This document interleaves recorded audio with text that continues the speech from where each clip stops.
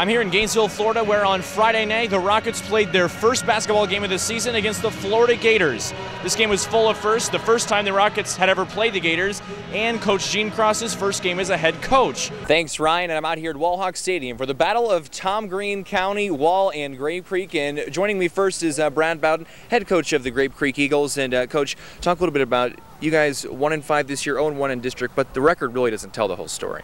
All right, Ryan, thank you very much. We're out here at the San Angelo Coliseum for the first ever home playoff game for the Stampede Express, taking on the Fairbanks Grizzlies at 7:05 tonight, and I'm here with Stampede Express General Manager Bridget Carr. Thanks, Ryan. And out here at San Angelo Stadium, it is homecoming night for the Central Bobcats. They'll be taking on Amarillo tonight, and I'm joined here by head coach Brent Davis. And Coach Davis, let's talk a little bit about Amarillo first, coming off a big win against Odessa, and you guys are coming off of a bye week. Talk about how you've used this bye week in preparation. The 2010 Media Day represents, in a way, a crossroads in the history of the Lone Star Conference. It was held here at the University of Incarnate Word on the campus of the newest conference member.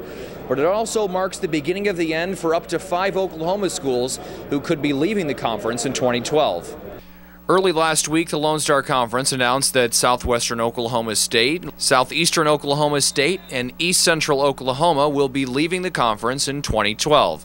Later in the week, the Mid-America Intercollegiate Athletic Association, or MIAA, said that they have received applications from Central Oklahoma and Northeastern State. For this week's sports challenge, we turn back the clock to the Middle Ages for a little sword fighting.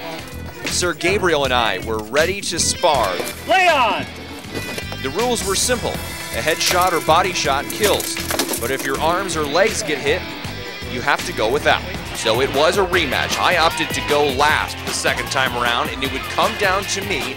If I made it across, my team would win. And I didn't even make it to the bridge. Ryan and I decided to try our hand at running the bases, and we learned another rule.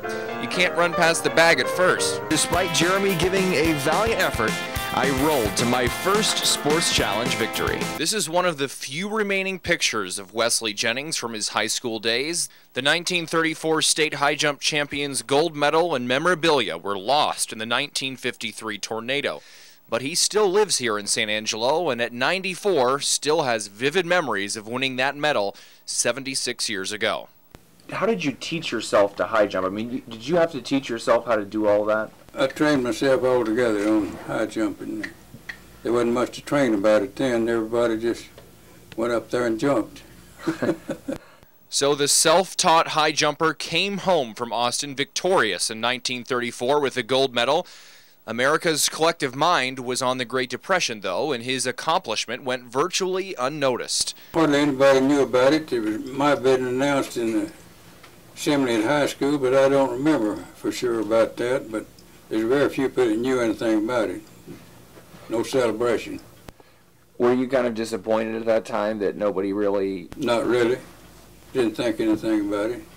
So we decided to hop in the car and go to the old Lakeview High School. On the way, passing an auto repair shop his dad built and he worked at, in a site near his childhood home. And then we were there, the place from which he graduated 76 years ago. But things had changed over the years. This was the high school when I went to it, and junior high also was in here. Because it had changed so much, Wesley wasn't even able to pick out where the dirt track and sand pits used to be, but the memories remain. And for a man who grew up during the Great Depression and even had to hitch a ride with the truck driver to one of his track meets, he'll finally get the recognition he deserves on Saturday. Oh, it's almost unbelievable. I'm really getting excited now.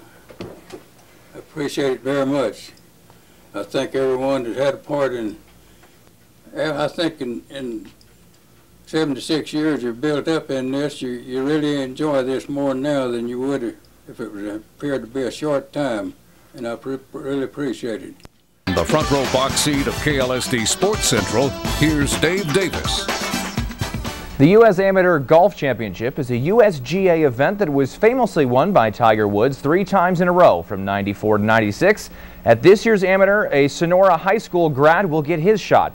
John Duke Hudson is now a student at the College of Charleston, and he recently qualified for the prestigious event. We caught up with John today at Bentwood Country Club and asked him about his opportunity.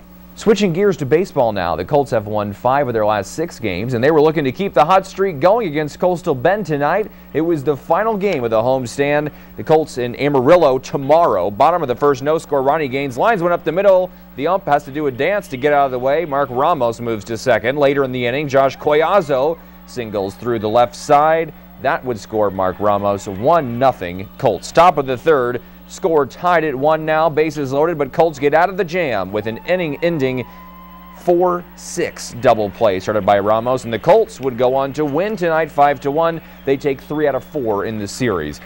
And when we go to the San Angelo Rodeo, Ty said when he was 4, he said, "When am I going to get a horse?" And that's where it all started. Ty Harris, who started roping his grandpa's foot before he could walk, got his first horse when he was 4. He began roping calves at age 6. That year, he beat out his close friend, Trevor Hedeman, son of Tough Hedeman, in the American Junior Rodeo Association finals. His little brother, Braden, who's now 7, was holding a rope almost from birth, and he won his first title when he was 5. He described the feeling of his first championship. I don't know, it's just thumbs up. And that thumbs up has evolved into Braden now owning 4 trophy saddles and over a dozen belt buckles, each of which represents a championship. And don't forget about older brother Ty, who has 23 saddles, 70 buckles, and 3 trailers. 5 years ago, the Harrises had to expand to this 200-acre ranch in Grape Creek. They now have 14 horses, a horse trailer with living quarters, and between 75 and 100 cattle at any given time. In the summer, the boys compete every weekend and practice countless hours, but they both realize the sacrifices it takes to be rodeo champions. I like basketball and football, but I think of those as games, but I think of this not as a sport, but as kind of maybe a way of life. That you could whenever you start, you could just keep on going until you get to where you want to. Braden is due to appear in the March issue of Kids Sports Illustrated, and a major cable network is looking at the Harrises to be featured in a reality show. But all along, the Harrises have stressed how grateful they are for their situation and the importance of family and faith. I think of their hard work that they put in, and also I think about hopefully all the memories that we're building together as a family. I think I might have enough talent to make it to the pros and make it to the NFR, but whatever God calls me to do. Dave Davis for KLST, San Angelo's first choice for sports.